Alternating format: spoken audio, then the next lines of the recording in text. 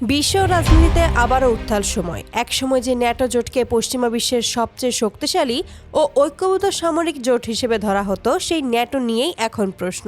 এই জোট কি আদৌ আগের মতোই কার্যকর আছে, নাকি ইউরোপ আমেরিকার দ্বন্দ্বে ন্যাটো কার্যত ভেঙে পড়েছে?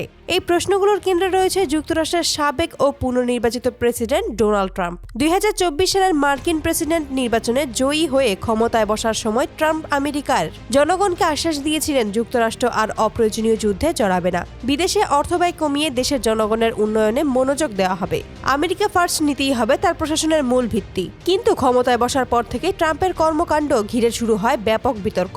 বিশ্লেষকদের একটি অংশ মনে করছেন, ট্রাম্প ধীরে ধীরে তার আগের অবস্থান থেকে সরে এসে আরও আক্রমণাত্মক ও আগ্রাসী পররাষ্ট্রনীতি গ্রহণ করেছেন।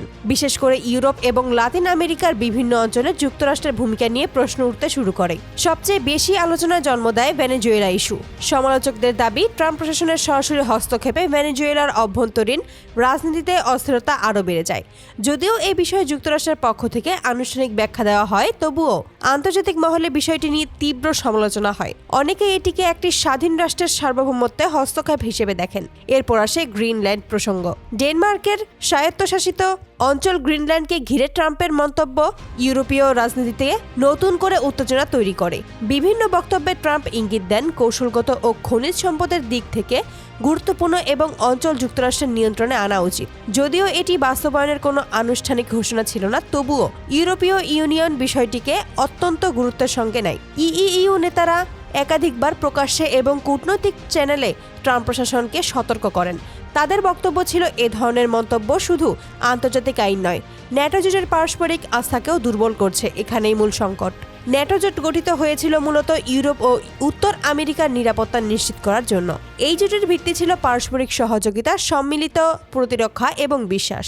কিন্তু সমালোচকদের মতে ট্রাম্প প্রশাসনের একতরফা সিদ্ধান্ত ও কড়া বক্তব্য সেই বিশ্বাসে বড় ধরনের ফাটল ধরিয়েছে।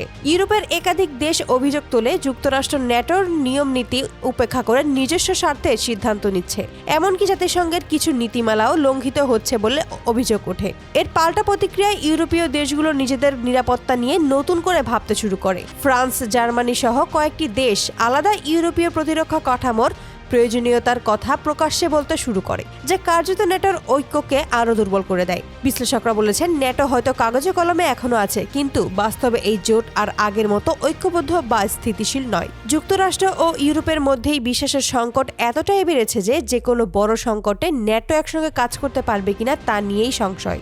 রাজনৈতিক বিশ্লেষকদের একটি অংশ এটিকে ন্যাটোর নীরব পতন বলেও আখ্যা দিচ্ছেন। তাদের মতে এটি হঠাৎ ভেঙে যাওয়ার ঘটনা নয়, বরং দীর্ঘদিনের টানাপোড়েনের ফল। অন্যদিকে ট্রাম্প সমর্থকরা বলছেন, ট্রাম্প আসলে আমেরিকার স্বার্থকে অগ্রাধিকার দিচ্ছেন, আর এতদিন ইউরোপ যুক্তরাষ্ট্রের ওপর অতিরিক্ত নির্ভরশীল ছিল।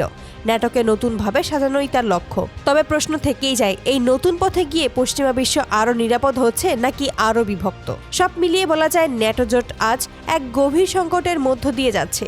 এটি আনুষ্ঠানিক ভাঙন না হলেও রাজনৈতিক ও কৌশলগতভাবে জোটটি যে বড় ধরনের অস্থিরতার মুখে, তা অস্বীকার করার উপায় নেই। এই পরিস্থিতি ভবিষ্যতে বিশ্ব রাজনীতিকে কোন দিকে নিয়ে যাবে?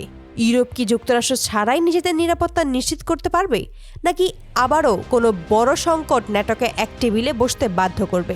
আপনার মতে ন্যাটো কি সত্যিই ভেঙে পড়েছে, নাকি এটি শুধু একটি অস্থায়ী সংকট? মতামত জানান কমেন্টে। ধন্যবাদ।